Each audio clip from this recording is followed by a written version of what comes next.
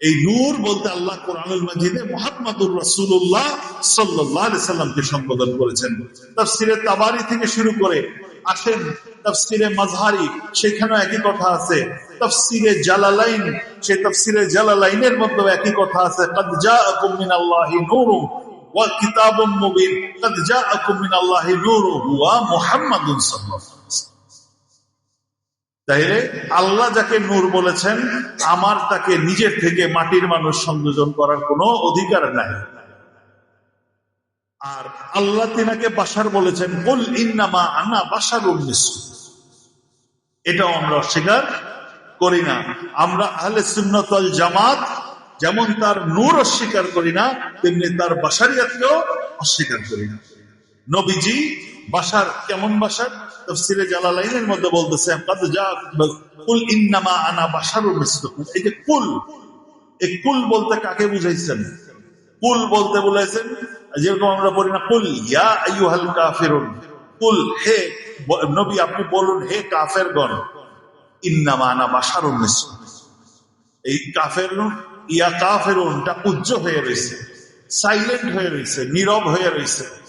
এইটার উদ্দেশ্য ছিল আবু জাহেল, আবুল হাবরা, তারা বলতো, তারা মানতো না। তারা বলতো যে তুমি যদি নবী হও তাহলে আমাদের মধ্যে মানুষের মতো আসো কেন? তুমি খাও কেন? তুমি বাজার করো কেন? তুমি সংসার করো কেন? তুমি আমাদের মতো হাত পাওয়ালা কেন? তুমি তো ফেরেশতা হওয়ার কথা। তখন আল্লাহ তাদেরকে খণ্ডন করে বলছেন, তারা তো নবীর অন্য শান মানার প্রশ্নই আসে না, তারা তো নবীর উপর ইমানই আনে না। তাদেরকে উত্তর দিচ্ছেন, কুল ইন্নামা আনা বাশারুম মিসলুকুম, আমি তোমাদের মতোই আদম জাতিতে পয়দা হয়েছে। আমার আগমন আদমের জাতিতে আসছে, জিনের জাতির মধ্যে আসেন। আদম ছাড়া আরো জিন আছেন, আরো জাতি আছে না? মানুষ ছাড়া আছে কিনা? মানুষ জাতি আছে, হাইওয়ান জাতি আছে, জিন জাতি আছে, আছে না? ফেরেশতা জাতি আছে, আছে তো? তো নবী কি ফেরেশতা হয়ে আসছেন? নবী কি জিন হয়ে আসছেন? আল্লাহ তাআলার এই আয়াতের উদ্দেশ্য ছিল নবী জিনও নন, নবী ফেরেশতাও নন, নবীজি বাশার তথা আদম সন্তানের মধ্যে আসছে, এই জন্য তোমাদের মতো দেখা যায়। কুল ইন্নামা আনা বাশারুম মিসলুকুম। কিন্তু এই অর্থ দ্বারা কখনোই অর্থ করা যাবে না নবী আমাদের মতো দোষে গুণে মানুষ। আছে কিনা আমাদের মধ্যে এরকম এক সম্প্রদায়? আছে কিনা? তাদের থেকে আমরা দূরে থাকবো। এরা আহলে সুন্নাত ওয়াল জামাতের অন্তর্ভুক্ত নয়। নবীকে বলা হয়েছে কুল ইন্নামা আনা বাশারুম মিসলুকুম, হে নবী আপনি বলুন আমি তোমাদের মতো মানুষ। অর্থাৎ আমি জিন নই, আমি ফেরেশতাও নই, আদম আলাইহিস সালামের বংশে আমি আগমন করেছি। এইটা নিয়ে আপনারা হুলস্থুল করেন। আর ওই যে সূরা মায়েদার মধ্যে যে আল্লাহর নবীকে আল্লাহ তাআলা আরেকটা পরিচয় পরিচিত করেছেন, কুল, আল্লাহ তাআলা যে আরেক পরিচয় পরিচিত, যে কাদ জাআকুম মিনাল্লাহি নূর, তোমাদের মধ্যে এসেছেন আল্লাহর তরফ থেকে নূর। এই নূর সমস্ত তাফসীরের কিতাব বলতেছে এই নূর, যারা বিখ্যাত জলিলুল কাদর তাফসীর ও কারকগণ যারা আছেন, তাফসীর ইবনে আব্বাস, তাফসীরে জালালাইন, তাফসীরে মাজহারি, তাফসীরে তাবারি, এরকম বিশ্ববিখ্যাত সমস্ত তাফসীরে বলা হয়েছে এখানে নূর হইতে মুরাদ মুহাম্মদুর রাসূলুল্লাহ সাল্লাল্লাহু আলাইহি ওয়াসাল্লাম। সেই দিকে আপনাদের দৃষ্টি যায় না, আপনারা খালি কুল ইন্নামা আনা বাশারুম মিসলুকুম। এইটা তো বলা হয়েছিল কাফেরদেরকে। আমরা তো বাশারিয়াতের ইনকার করি না, কিন্তু ওইটাকে টাইনা হেসরাই নিয়া আমাদের মতো দোষে গুণে মানুষ এইভাবে বলাটা কি বৈধ আছে কিনা? বৈধ নাই। কারণ এটা নবীর শানে তাওহীন করা হয়। নবী আমাদের মতো বাশার বলতে আমাদের বাশার জাতিতে এসেছেন, আমাদের মানব জাতিতে এসেছেন। নবী মানুষ বলতে মানুষ জাতিতে তিনি এসেছেন বলে তিনি মানুষ, কিন্তু আমাদের মতো নন। বলবেন আমি কোরআনে বলছে, আপনি বলতেছেন আমাদের মতো নয়, এটা কেমন কথা? আমি বলতেছি আমার কথা নয়, আমার নবীর কথা। আমার কথা নয়, আমার নবীর কথা। নবী বলছেন তিনি আমাদের মতো নন। নবীজি সাল্লাল্লাহু আলাইহি ওয়াসাল্লামের সম্পর্কে আমরা জানি না? নবী পাক সাল্লাল্লাহু আলাইহি সাল্লামের ঘাম মোবারক থেকে এমন খুশবু বেরিত যে সিরাত গ্রন্থকারগণ বলে গেছেন হাদিসের উদ্ধৃতি দিয়ে আমার নবী পাক সাল্লাল্লাহু আলাইহি সাল্লাম যখন শুয়ে থাকতেন তখন যে শরীর মোবারক থেকে পাসিনা মোবারক, ঘাম মোবারক বেরোতো, সেটা মদিনার যাদের ঘরে বিবাহ শাদী হইতো বা ঘটনা তাদের কোনো অনুষ্ঠান থাকতো, তারা শিশিতে করে আল্লাহ রসুল সাল্লাল্লাহু আলাইহি সাল্লামের ঘাম মোবারক সংগ্রহ করে নিয়ে যেত, কারণ সেই ঘাম মোবারক থেকে মিশকাম্বরের থেকেও বেশি সুঘ্রাণ বেরোত। ঘাম আমাদের শরীরের অংশ কিনা? শরীরের ভিতরে ক্রিয়া প্রতিক্রিয়া হইলে ঘাম বের হয়। ঘাম আমার শরীরের অংশ না? এই শরীরের ভিতর থেকে, আমার শরীরের ভিতর থেকে ঘাম বেরোলে হয় গন্ধ, কি হয় কিনা? কিছুক্ষণ পর পর আতর আর পারফিউম দেওয়া লাগে, গন্ধ গন্ধ। গাইমা বাজার থেকে বাসায় ফিরলে গৃহিণী বলবে যে তাড়াতাড়ি যে গোসল করো, কথা ঠিক কিনা? আর আমার নবীজি ঘামলে সেই ঘাম থেকে মেশকাম্বারের থেকে বেশি খুশবু বাইরিত, সেই ঘাম সংগ্রহ করে নিয়ে যাওয়া হয়তো আতর হিসেবে। রুহানিয়াতে গেলাম না, তিনার দেহ মোবারকই আমাদের মতো না। তিনি বাশারিয়াত, তিনি বাশার হয়ে আসছেন, কিন্তু একই সাথে তিনি নূরুল বাশার। তিনি নূরুল বাশার, তিনি বাশারিয়াতের সুরতে আসছেন, কিন্তু তিনি বাশার এবং নূর। তিনার দেহ মোবারক থেকে ঘাম বাইরিত, সেই ঘামে খুশবু হইত, আমাদের ঘামে হয় গন্ধ। হাদিসের কিতাবে আসছে আল্লাহর হাবিব সাল্লাল্লাহু আলাইহি সাল্লাম একবার একটা পাত্রে করে পেশাব করে রেখেছিলেন, তিনার পেশাব মোবারক একটা পাত্রে রেখে দিয়েছিলেন।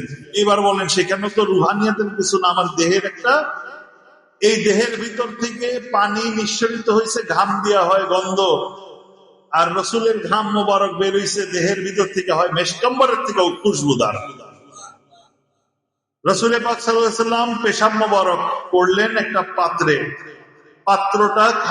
পাত্রটা ঘরে রেখে দেওয়া হইল। রসুল পাক সাল্লাল্লাহু আলাইহি সাল্লামের একজন খাদেমা তিনি আসলেন, এসে দেখলেন পাত্রের মধ্যে খুব সুঘ্রাণ আসতেছে, পাত্রের মধ্যে থেকে সুঘ্রাণ হচ্ছে, সুঘ্রাণ। তিনি পাত্রটা নিলেন, নিয়ে ভাবলেন এটা কোন একটা বিখ্যাত শরবত হয়তো হবে, তিনি পুরাটাই পান করে ফেললেন, বলে এত সুস্বাদু শরবত আমি কখনো খাইনি। এবার আপনারাই বলেন, রসুলের পেশাব মোবারক থেকে আসে খুশবু, পান করলে শরবতের থেকেও মিষ্টি, আপনি আমি করলে কি অবস্থা হবে? তারপরে বলবেন আপনি আর আমি রসুল সাল্লাল্লাহু আলাইহি সাল্লামের মতো। এই তো গেল উদাহরণ সওমে বেসালের ঘটনা। আল্লাহর হাবিব সাল্লাল্লাহু আলাইহি ওয়াসাল্লাম একাধারে রোজা রাখতে শুরু করলেন, সেহরি এবং ইফতার ছাড়া, টানা ইফতার করে টানা রোজা রাখতে রাখলেন। এখন সাহাবায়ে কেরামের আদর্শ ছিল রাসূল পাক সাল্লাল্লাহু আলাইহি সাল্লাম যা করতেন তার অনুসরণ করা, অনুকরণ করা। তারাও রোজা রাখতে লাগলেন। রাসূল পাক সাল্লাল্লাহু আলাইহি সাল্লাম দেখলেন অনেক সাহাবী অসুস্থ হয়ে পড়ে যাচ্ছেন, দুর্বল হয়ে গেছেন। এমত অবস্থায় সাহাবায়ে কেরামকে রাসূল পাক সাল্লাল্লাহু আলাইহি সাল্লাম জিজ্ঞেস করলেন, ও আমার সাহাবীরা, তোমাদের হইল কি? তোমরা এরকম দুর্বল কেন হয়ে যাচ্ছ? মুসলিম শরীফের হাদিস, যখন রাসূল পাক সাল্লাল্লাহু আলাইহি সাল্লামকে বলা হইল যে ইয়া রাসূলুল্লাহ, আপনি তো একা নাগারে রোজা রাখতেছেন, তাই আমরাও একা নাগারে রোজা রাখতেছি। এখন বলেন, কুল ইন্নামা আনা বাশারুম মিসলুকুম, হে নবী আপনি বলে দিন আমি তোমাদের মতো মানুষ। আয়াতটা নাজিল হয়েছিল কার উপরে? আমার নবীর কাছে আসছিল, তাই কিনা? তো নবী এর অর্থ ভালো বোঝেন না? নবী কি কখনো কোরআনের বিপক্ষে কোনো বক্তব্য রাখতে পারেন? পারেন না। কুল ইন্নামা আনা বাশারুম মিসলুকুম আয়াত নাজিল হইল, আর আমার নবী তার জবান পাক দিয়ে আবু বকর, ওমর, ওসমান আলীকে বললেন আইয়ুকুম মিসলি, আইয়ুকুম মিসলি, তোমরা যে এইভাবে রোজা রাখতেছো আমার অনুকরণ কইরা, আইয়ুকুম মিসলি, তোমাদের মধ্যে কে আমার মতো? সুবহানাল্লাহ। তোমাদের মধ্যে কে আমার মতো? আমার হাবিব সাল্লাল্লাহু আলাইহি সাল্লাম এগুলা দৈহিক গুণাবলী বর্ণনা করতেছে, এগুলোর সাথে আমাদের কারণ মিলে না। আল্লাহর হাবিব সাল্লাল্লাহু আলাইহি সাল্লাম সাধারণ অবস্থায় তিনার দেহে 10,000 পুরুষ ব্যক্তির শক্তি তার একার মধ্যে ছিল বলে হাদিসে বর্ণিত আছে। আপনার আমার মধ্যে কতটুকু শক্তি? তারপরে ওই দেহ আর আমার দেহ সমান হইল? রাসূল পাক সাল্লাল্লাহু আলাইহি সাল্লামের নামাজে দাঁড়াইছেন, ঘুরে বললেন, হে আমার সাহাবীরা, তোমরা এটা মনে কইরো না যে আমি তোমাদের সামনেই তাকায় রয়েছি, তোমাদের দেখি না। আমি যেমন সামনেও দেখতে পারি তেমনি পিছনেও দেখি। মাদারের জন্য বুয়াত হলেন, হাদিসের রেফারেন্স আছে, সামনে যেমন দেখি পিছনেও দেখি। এবার বলেন, আপনি আমি আমরা কেউ জগতের মধ্যে সামনে এবং পিছনে দেখার ক্ষমতা রাখি কিনা? তারপরও বলবেন আপনার দেহ, আপনার, আপনি, আমি আর রাসূল সাল্লাল্লাহু আলাইহি সাল্লাম একরকম? এরকম বহু বহু ধারণা আছে, সেই দিকে গেলাম না। মৌলিক বিষয় হলো রাসূল পাক সাল্লাল্লাহু আলাইহি সাল্লাম মানুষ, আদম সন্তান, কিন্তু আমাদের মতো নয়।